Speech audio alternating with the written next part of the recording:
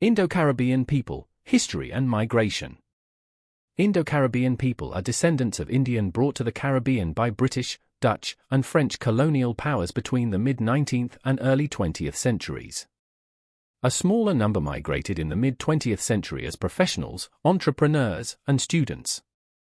Most trace their ancestry to the Bajpur and Awadh regions of North India, Bengal, and South India's Tamil Nadu and Andhra Pradesh, with others from Gujarat, Punjab, Maharashtra, and Sindh. The largest Indo-Caribbean populations are in Trinidad and Tobago, Guyana, Jamaica, Suriname, and the French territories of Guadeloupe, Martinique, and French Guiana. Smaller communities exist in Belize and other Caribbean nations. Significant Indo-Caribbean diaspora communities are found in North America and Europe, particularly in New York City, Toronto, London, and The Hague. They are sometimes referred to as Caribbean Indians, Hindustanis, Caribbean Desis, or East Indian West Indians. The term coolie, historically used for indentured workers, is now considered derogatory. Indentured worker migration. From 1838 to 1917, over 500,000 Indians were transported to the Caribbean as indentured workers to work on sugarcane plantations. The first ships, Whitby and Hesperus, arrived in British Guiana, now Guyana, on May 5, 1838. Workers were often deceived into leaving India, unaware of the grueling conditions and that they would be taken overseas. The journey took for months, and on arrival, they endured poor wages, long hours, and severe punishments. Planters confined them to estates and imposed harsh contracts, with any breach resulting in criminal penalties. Many suffered extreme mistreatment, as reported by Magistrate Charles Anderson, who documented the inhumane conditions in the fields. Those who protested were denied wages. Cultural and demographic impact. Despite adversity, Indo-Caribbean communities persevered and significantly shaped the region's cultural landscape. Today, people of Indian descent form a substantial portion of the populations in Guyana, Trinidad and Tobago, and Suriname. Their influence is seen in cuisine, festivals, music, and religion. Many have also migrated to countries like the US, Canada, and the UK, establishing thriving communities.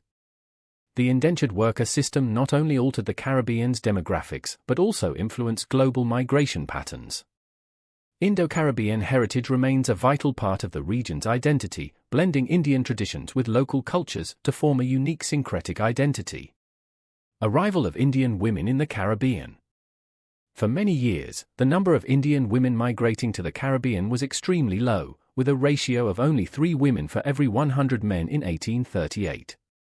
To address this imbalance, the Indian government and the British Colonial Office introduced a quota system, which by 1870 aimed for 40 women per 100 men.